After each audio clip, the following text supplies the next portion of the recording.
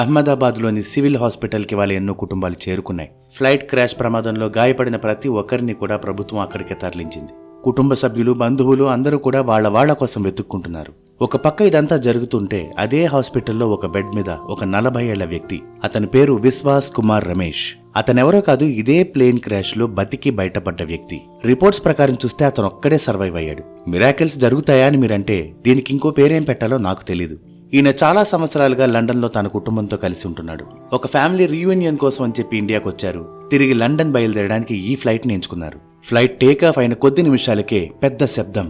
ఏం జరిగింది అని రియలైజ్ అయ్యే లోపు మొత్తం అంతా మసకబారిపోయింది. తనకి కాస్త తెలివొచ్చి చుట్టుపక్కల చూసేసరికి మొత్తం అన్ని బాడీలే కనిపిస్తున్నాయి. అతని ఛాతీకి, కాలికి, కంటి దగ్గర గాయాలయ్యాయి. అతనికి భయం వేసి అక్కడి నుంచి పరిగెత్తుకుంటూ బయటకొచ్చాడు. ఫ్లైట్ లో అతను కూర్చున్న seat number 11A. So emergency exit ద్వారా ఆయన బయటకొచ్చి ఉండొచ్చు అని చెప్తున్నారు. ఆయన్ని చూడగానే రెస్క్యూ టీం అంబులెన్స్ లో ఆయన హాస్పిటల్ కి తీసుకురావడం జరిగింది. మొత్తానికి తన మరణాన్నే జయించాడు. ఇంకా ఇదే ఫ్లైట్ లో తన భర్తని కలవడానికి వెళ్తున్న ఒక కొత్త పెళ్లి కూతురు, వెకేషన్ ఎంజాయ్ చేయడానికి వెళ్తున్న 2 తోబుట్టువులు, లండన్ లో సెటిల్ అవ్వడానికి వెళ్తున్న ఒక భార్య, భర్త, ఇంకా వాళ్ల 3 చిన్న పిల్లలు. ఇలాంటి 242 మంది యొక్క కలలు, ఫ్యూచర్, హోప్, వీటన్నింటినీ కూల్చేసింది ఫ్లైట్. ఈమె రాజస్థాన్కి చెందిన ఖుష్బూ రాజ్ పురోహిత్. ఈమెకి జనవరిలో పెళ్లయింది. ఈమె హస్బెండ్ లండన్ లో ఉంటారు. ఆయన్ని కలవడానికి మొట్టమొదటిసారి లండన్ కి బయలుదేరారు. ఈ ప్రయాణ నిమిత్తం ఈమె రాజస్థాన్ నుంచి గుజరాత్ కి వచ్చారు. వాళ్ల కుటుంబ సభ్యులు ఆమెని అహ్మదాబాద్ ఎయిర్పోర్ట్ దగ్గర డ్రాప్ చేశారు. 241 మంది ప్రయాణికులతో పాటు ఈమె కూడా air India Boeing 787 dream liner కి బోర్డింగ్ పాస్ తీసుకున్నారు, ఫ్లైట్ ఎక్కారు. అయితే ఆమె హస్బెండ్ కి జరిగిన సంఘటన ఈ పాటికి తెలిసే ఉంటుంది. 200కు పైగా కుటుంబాల రోదనకు కారణమైంది ఈ సంఘటన. వెకేషన్ కోసం వెళ్లేవాళ్లు కొంతమంది, కుటుంబ సభ్యులను కలవడానికి వెళ్లేవాళ్లు కొంతమంది. కానీ టేకాఫ్ అయిన కొన్ని నిమిషాలకే ఆ ప్రయాణం విషాదంగా మారిపోయింది.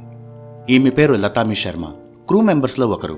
టేకాఫ్ కి ముందు తన తోబుట్టుకి మెసేజ్ చేసిందట, నేను లండన్ కి బయలుదేరాను, కాసేపట్లో ఫ్లైట్ టేకాఫ్ అవుతుంది, కాసేపటి వరకు నేను మాట్లాడడం కుదరదేమో అని.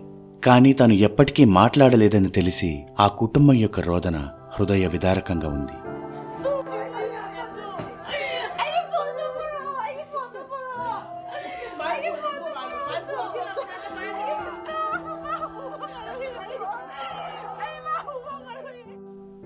శుభ్ ఇంకా షగున్ మోదీ అనే ఈ 2 తోబుట్టువులు లండన్ కు ఒక వెకేషన్ కోసం బయలుదేరారు. ఈ ప్లేన్ క్రాష్ కి బలైపోయిన వాళ్లలో వీళ్లు కూడా ఉన్నారు. ప్రతీక్ జోషి ఇంకా డాక్టర్ కోమి వ్యాస్, 8 ఏళ్ల పెద్ద కూతురు, ఇంకా 5 ఏళ్ల కవల పిల్లలు. ఈ ఫ్యామిలీ లండన్ లో సెటిల్ అవ్వడానికి వెళ్తున్నారు. కానీ ఊహించని విధంగా ఈ క్రాష్ కి బలైపోయారు. విజయ్ రూపానీ, గుజరాత్ కి మాజీ ముఖ్యమంత్రి, లండన్ లో ఉన్న తన భార్యను కలవడానికని బయలుదేరి తన కుటుంబ సభ్యులకి విషాదాన్ని మిగిల్చారు.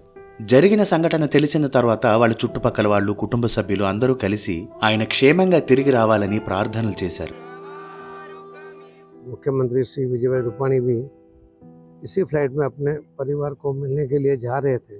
కానీ వాళ్ళు చేసిన ఏ ప్రార్థన కూడా ఫలించలేదు. ప్రమాదం జరిగిన చాలా గంటల వరకు మృతుల సంఖ్యను కరెక్ట్ గా చెప్పలేకపోవడంతో బంధువులు, కుటుంబ సభ్యులు కనీసం వాళ్ల గురించే మంచి వార్త వినిపిస్తుందేమోనని ఎదురు చూశారు.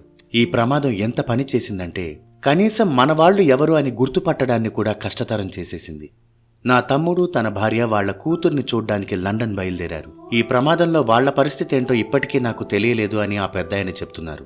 ఇలా ఎంతో మంది వాళ్లని చూడ్డానికి ఇండియా వచ్చి తిరిగి వెళ్లేవాళ్లు, లండన్లో ఉన్న సొంత వాళ్లని చూడ్డానికి వెళ్లేవాళ్లు, వెకేషన్ కోసం వెళ్లేవాళ్లు.